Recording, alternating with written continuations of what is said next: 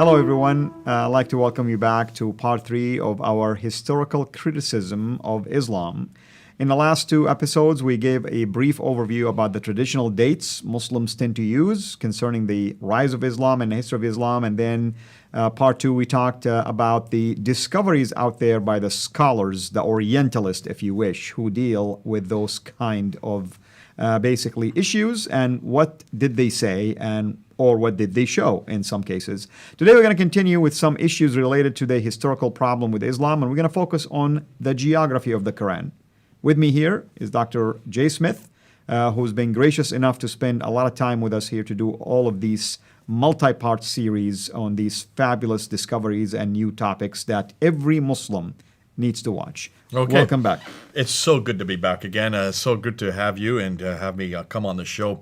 And what we're going to be introducing and what we want to look through are the historical difficulties concerning the narrative, the Islamic narrative. The narrative that we said in the first episode, which is that Muhammad was born in 570, then lived in Mecca to begin with, moved to Medina in 622, received the Meccan revelation between 610 and 622, then the Medinan revelation 622 to 632, the last 10 years of his life when he died in 632. That's the narrative that you hear everywhere that no one's ever questioned. Correct. No one's ever questioned whether or not Muhammad, whether he existed. I don't think that's in question. We know he did exist. But whether he lived in Mecca, whether he moved to Medina, whether he lived in that part of the world, no one's ever questioned that, how Islam began. Whether there was a Quran that was revealed to him, no one's ever questioned that. It was just assumed that the Quran comes from him. He didn't write it, but that it was revealed to him. That has always been the narrative that you hear in every university, every That's school, correct. with everyone, Muslim and non-alike.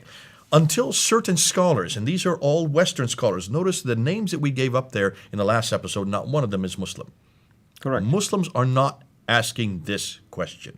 Unfortunately, and they should be the first to ask this question.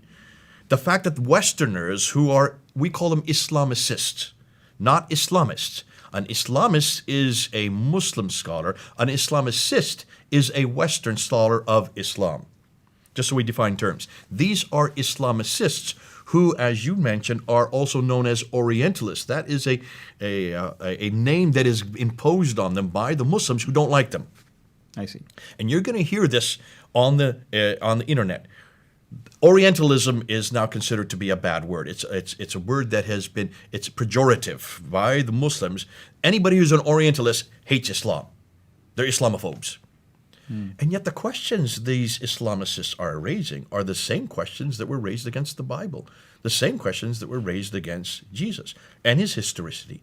That's perfectly valid questions. And many times they are very respectful of Islam and they present the evidence in a very respectful environment. You're forced to do that because if you don't, you're going to have all these areas of your research are shut down. You won't be invited to those countries. You're not permitted. Islam uniquely is really the only religion that does not allow criticism of its book or of its man or of its God. And that's why almost every Orientalist I know would rather keep their research in academia. People like Patricia Corona. She keeps material way up, and she keeps it in the original language. She told me face-to-face in her office when I was getting ready for this debate that she didn't want Muslims really to read this. This was for other academics, other Orientalists, and they have their symposiums and they have their meetings almost in isolation because they're not interested that Muslims hear this. This is nothing more than an academic exercise for them. Now, for me, I'm sitting there and saying, wait a minute. The very people who need to read this are the Muslims themselves. Absolutely. As Christians, we had to read the criticism that was thrown against us. We did not walk away from it. We did not shirk our responsibility. We found and we realized that it jacked us up and said, Christians, get on the ball. If you cannot prove that Abraham existed, if you cannot prove there was a man named Moses, if you cannot prove there was an Old Testament, if you cannot prove who Jehu was or Hezekiah was, then don't even say that these are historical characters. And that's why we then went, and we have now found the Amarna tablets, the Mari tablets, the Ebla tablets, all these genre of tablets that now support the historicity, the period of who Abraham was, what he did, even the customs of Abraham. We got the right man at the right place doing the right thing at the right time. Same thing with Jehu. We now have an image of Jehu. We now have a Taylor prism. You can go to the British Museum and see Hezekiah named by name. We got the right man at the right place in in the right time. That's how specific I have, so that we can pretty much say, and I will say this, and I will be the first to be recorded, there's not one artifact, not one tablet, not one mural, not one artifact anywhere in the world, not one stela or obelisk anywhere in the world that contradicts a properly understood biblical statement. That's correct. Let me repeat that. Not one artifact that we have been able to find anywhere in the world that contradicts a properly understood biblical statement. We could not say that 100 years ago. We can now say it today because we did our homework.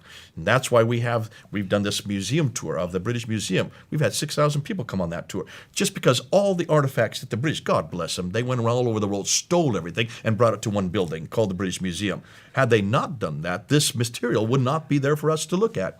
And that's why it's important as historians, and I'm telling you, as neutral historians, that we now ask the exact same questions posed against the Bible, good questions, and now ask them of Islam and any religion.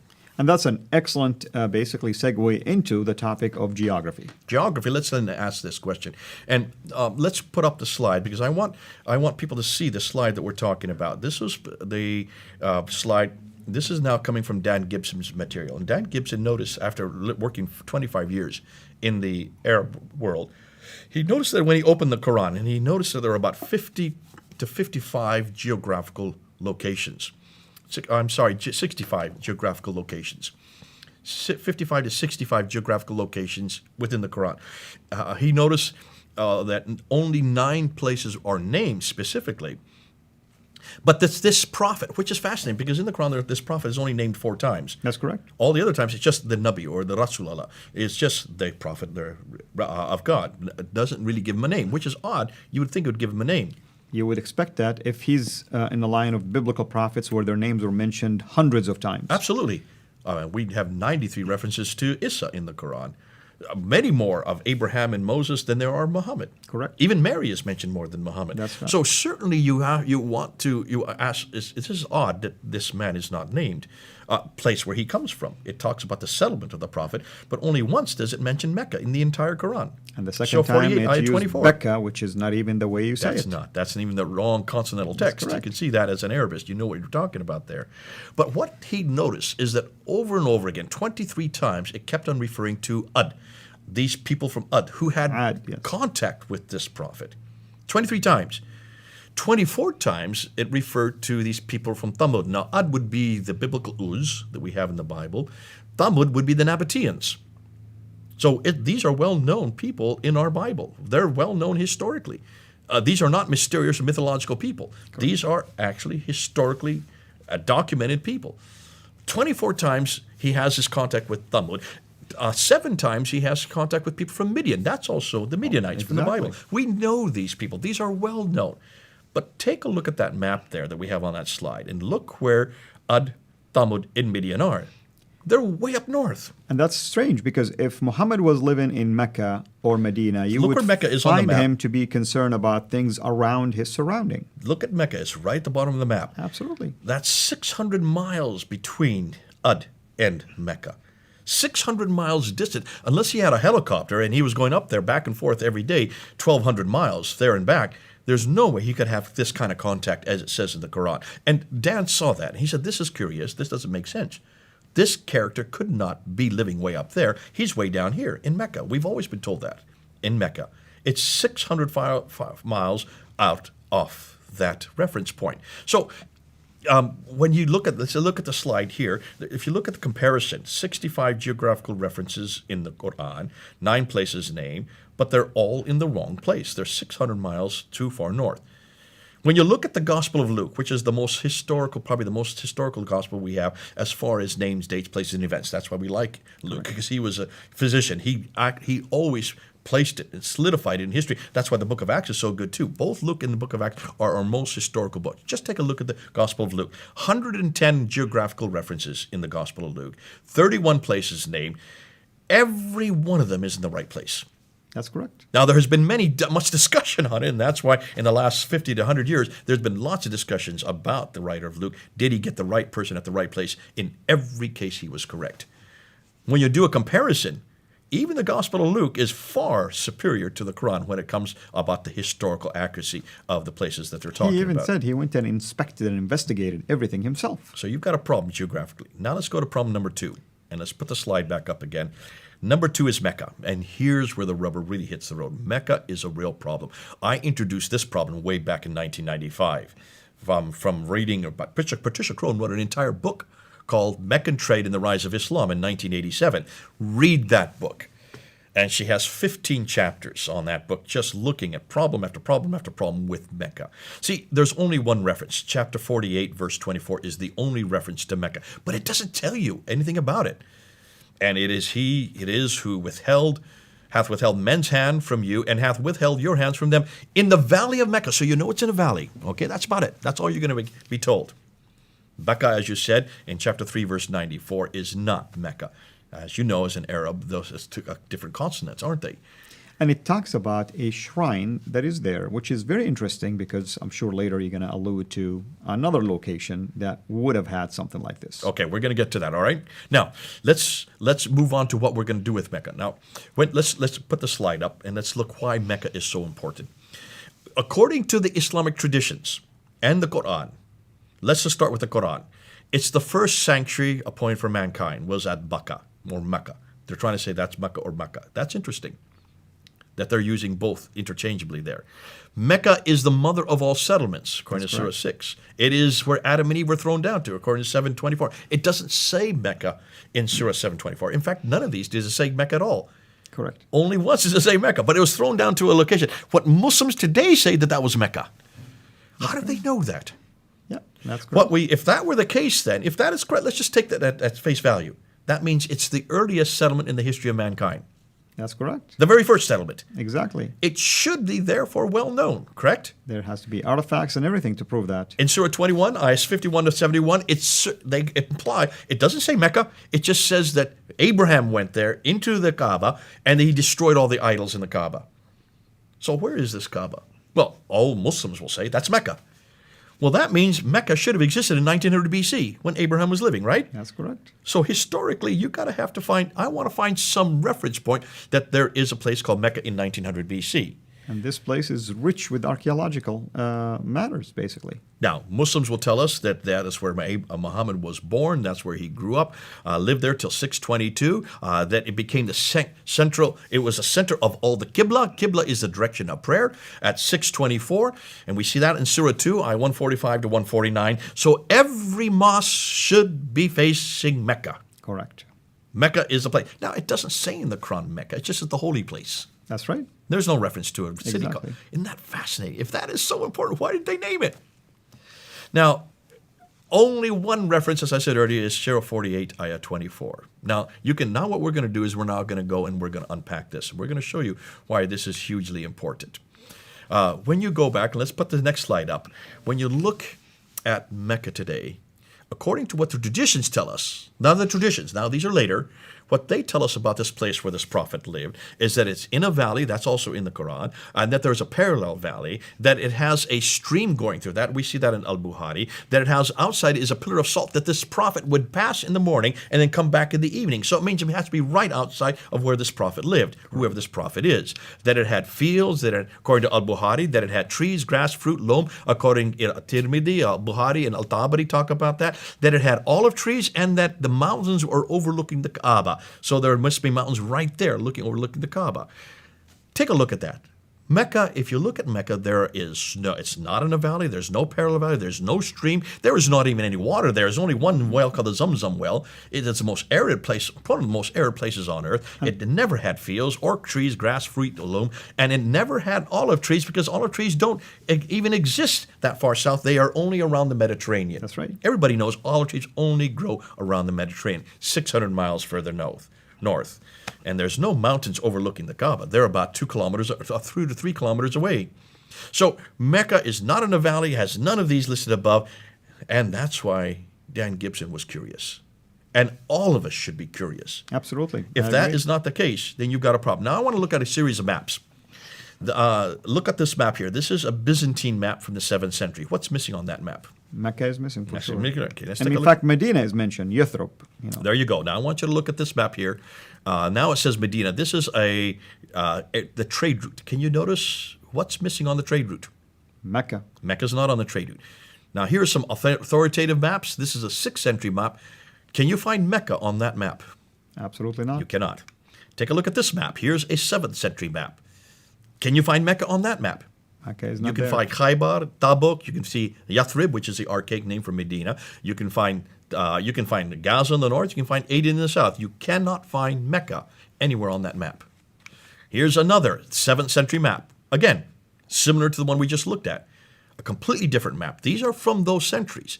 Mecca is not on that map as well. Now, stop and think, Al. Mecca should have been around from the very beginning. It should have been certainly from the 19th century.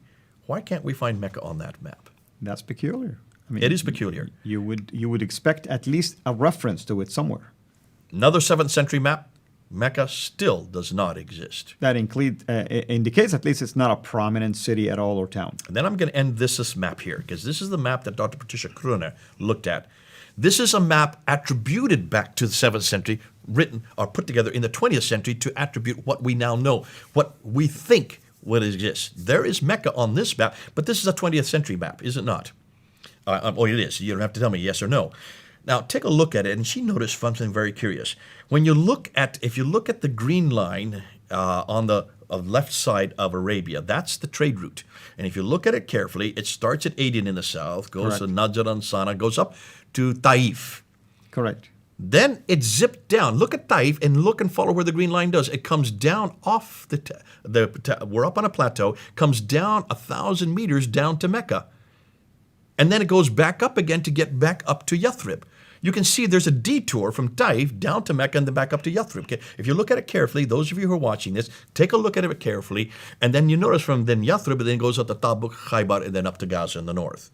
That is the western plateau. She looked at it and says, hold on a minute. Mecca's not on the plateau. It's off the plateau. Why had anybody noticed this before?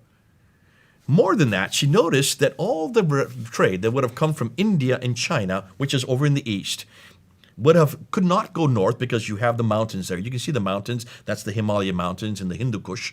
In order to get over to the Mediterranean world, they would have to go across the Arabian Sea, off the coast of India, across the Arabian Sea up to the Persian Gulf, and from there, then they would go over to the Mediterranean. That's where all the trade went until the 5th century. AD.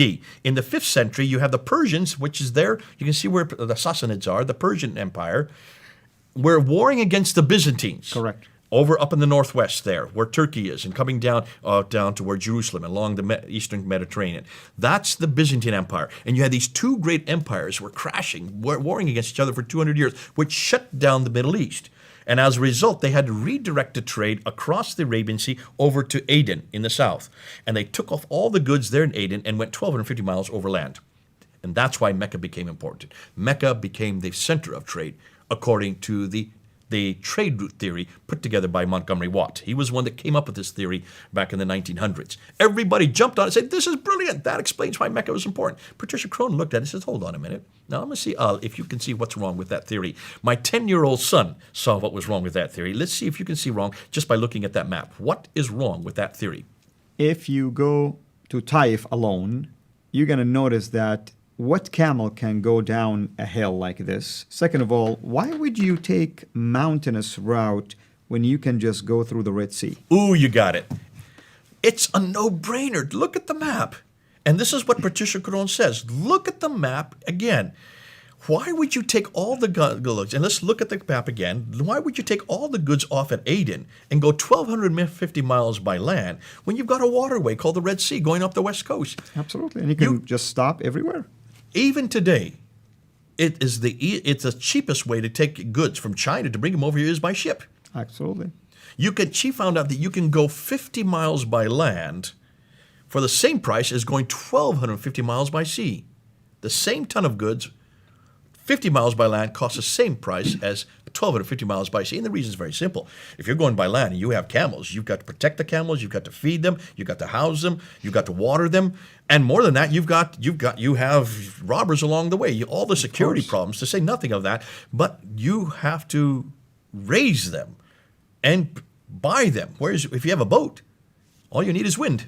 Absolutely. Though she said it doesn't make sense that they were going by land. So now remember, she reads and writes 15 languages. She went back to all the original documents. She went to the trading documents, and here's what she found: that all the trade was maritime. She went up and down the west coast of India and found that all the trading documents had no Arab names.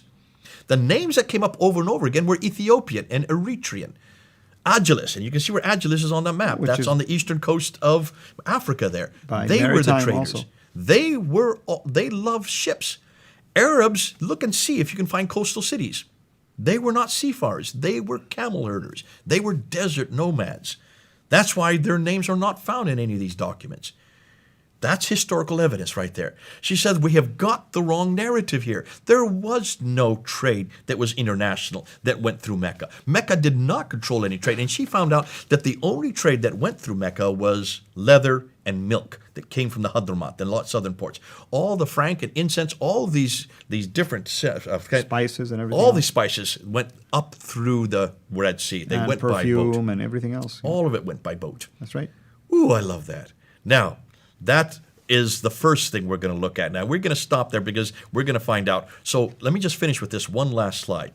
Go That ahead. is this here. So she wanted to find any reference to Mecca anywhere. She went through all the trading documents. She went through the historical documentation from the 2nd, 3rd, 4th, 5th, 6th, 7th century, no reference to Mecca anywhere on anything. There you can see the first document that finally mentioned Mecca. That's called the Apocalypse of Pseudo-Methodius Continuata Byzantia Arabica. That's a mouthful. 741 is the first reference to Mecca. I mentioned that back in 1995 in my debate with Dr. Jamal Badawi. That still stands. We're now in 2018. Nobody has been able to find an earlier reference than that. So for 23 years now, they've not been able to dispute that. And we're still putting out to Muslims, find us a date of any reference to Mecca earlier than 741. If you can't find a reference to Mecca, then don't claim that this city existed. It did not exist, certainly in the 7th century AD. It did not exist at the time of Abraham in 1900 BC, and it certainly, therefore, could not have existed at the time of Adam and Eve. So, therefore, what are we going to do with Mecca? We're going to come back to that, and we're going to start ask some really damaging questions. Thank you. And hopefully everybody has enjoyed this particular part that we have covered so far. And when we come back, we'll continue our discussions about the historical criticism and the geographical criticism, in this case, in terms of Mecca, as it relates to traditions versus factual discoveries. Till we meet again, have a blessed day. Thanks for watching. Make sure to like and subscribe so that you don't miss future videos. And please consider becoming a patron on patreon.com/Sierra International.